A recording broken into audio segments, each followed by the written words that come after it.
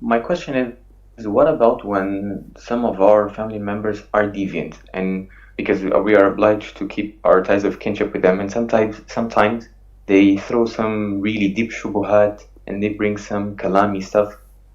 So that's my first question. Okay. My second question is still in the same rhythm, and it's the following. So I have a family member.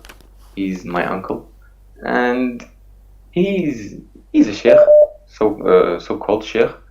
I'm not trying to undermine him. He has knowledge, but then I've witnessed with my eyes the type of ruqya that he does, and I think I even called you personally some time ago.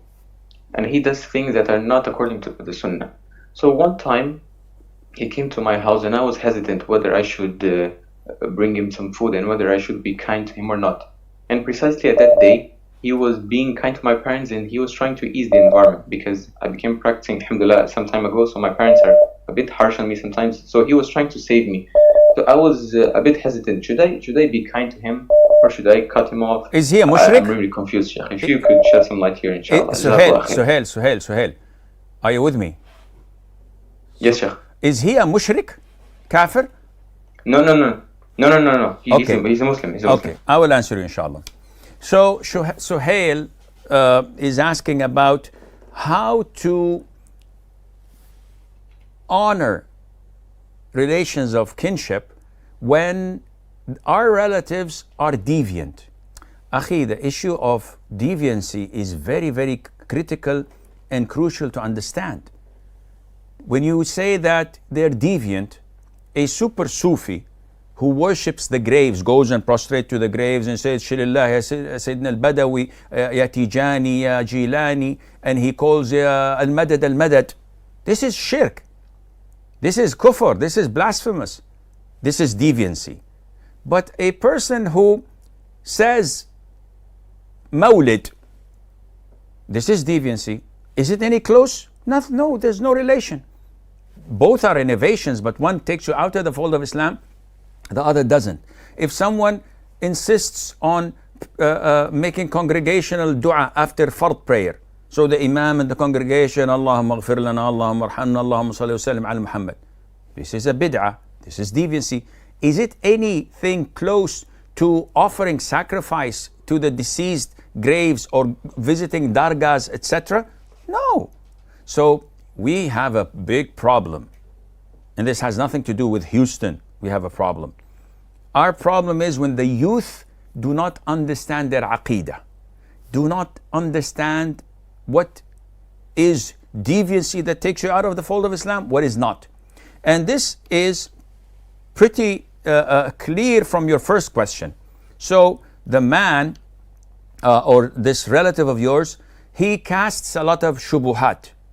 As long as he's a Muslim and these shubuhat are within the fold of Islam, try to refute them, try to reply to them. If he says, why is this, why is that? Why is a woman obliged to cover her hair? A man isn't. This is, explain this to me. This is shubha. But does it take him out of the fold of Islam? No. He's an ignorant imbecile. If you have knowledge, you can easily refute that and answer it. If you don't, just smile and say, Amantu billah, and don't engage with him in any argument or debate. Just simply smile and let him speak for 5-10 minutes, and then he'll give up and feel silly. But when you engage with him without knowledge, now you're putting yourself in quicksand, and soon you'll drown. And take Islam with you. No. If you don't have knowledge, just smile and say, we have to ask the scholars. But why the scholars? Just smile and hear him out and don't reply to him. As for your uncle is visiting. Your uncle is wise. Your uncle is trying to soften things up, which means that, inshallah, he's a good Muslim, but maybe he follows a different ruqya than what you follow. Now, I ask you a very important question, which is he a kafir? Is he a mushrik? No, in this case, he's a Muslim.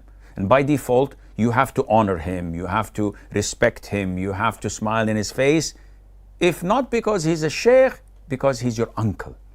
So you have to show him the due respect he deserves and prove to your parents that they're wrong in thinking of you what they're thinking. But your hesitance in trying to think it over, should I or shouldn't I honor him, emphasizes and ensures the idea they have about you, that you are extreme, you don't know your religion, yet you want to shove it down our throats when it is not even the right religion. And then after 3-4 months, after learning it a little bit, he said, oops, I did it again. I'm sorry, I thought this, and yeah, apparently I was wrong. So you start crossing out the boxes. This was crossed, but then say, oops, I misunderstood. Sorry, I was wrong. I was wrong. I was wrong. This way, whatever you say, they're going to say, you've been always wrong. Like 80% you're wrong. Why would we trust you in the remaining 20%?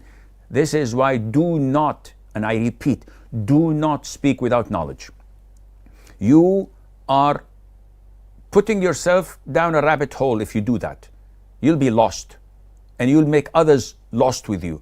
And the backfire of your actions with your parents and their relatives is so damaging and devastating. Why?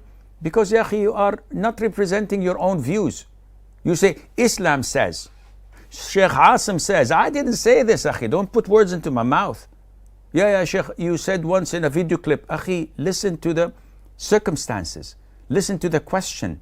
If the question fits yours as a glove, yes, but you don't have the knowledge to make an analogy and say, this seems like a similar question, so I can cascade this to my situation. Nope. Laymen, people who are ignorant, must not do this. You must ask a specific question according to your condition and not go fatwa shopping. Not go to Islam Q&A, which is the best Islamic website, and read a fatwa and say, this looks like mine. And you try to implement it on your case when it is not implementable and it does not resemble your case. But it's your understanding, and Allah Azza wa Jal knows best.